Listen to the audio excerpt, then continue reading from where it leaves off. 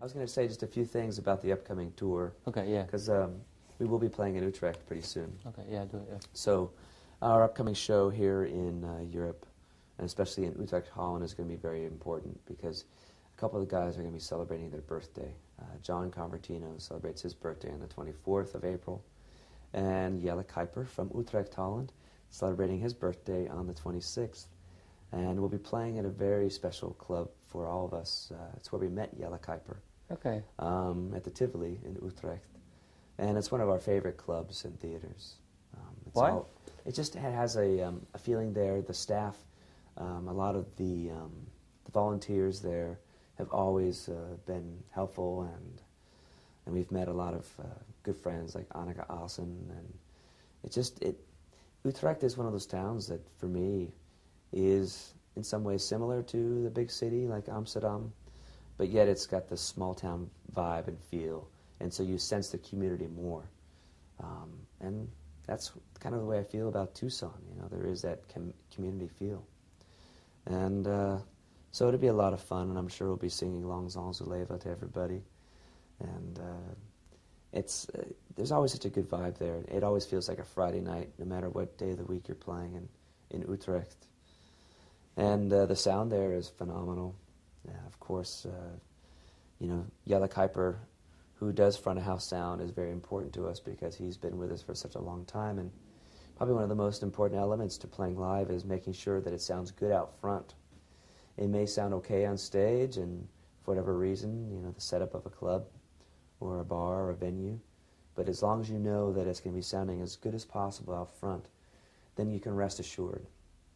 And we have almost an all-Dutch crew. We have got Patrick Boonstra on the monitors, and he's also a very good friend and a big inspiration for us.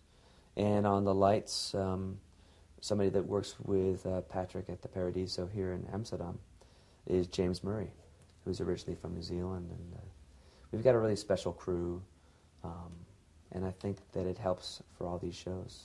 But do you have, let's say, for you, then what do you think then? Because, well, you are pretty popular here in Europe. Mm-hmm. Do you know why? Have you?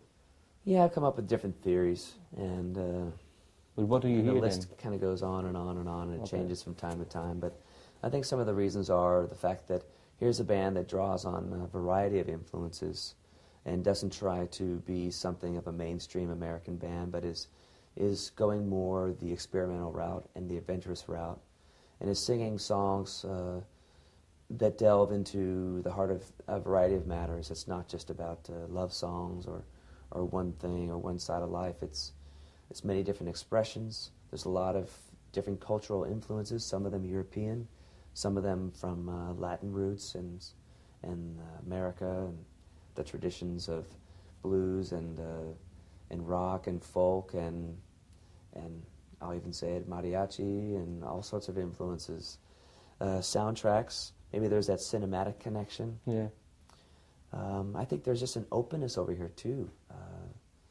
There's more of a literate audience and a well-traveled audience, and so maybe that there's connection somewhere in between all of those things. Through cinema, travels.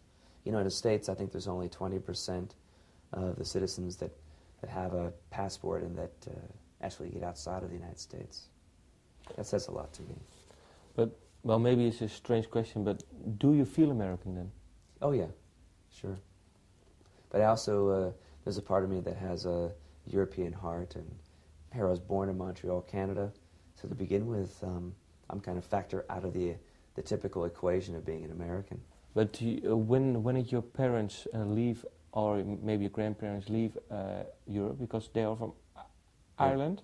Yeah, I've got relatives from Ireland, and... But when did they move? When did you... the 1850s, because of the potato famine. Okay, so, sure. Yeah. And some other relatives from Central Europe or Germany. I guess that's still Western Europe. Huh? Okay, yeah. So you have a really strong background then in Europe.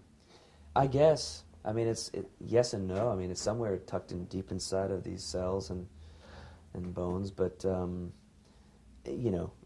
was raised in the West, so I'm still Western States descendant. Okay, thank you. Thanks.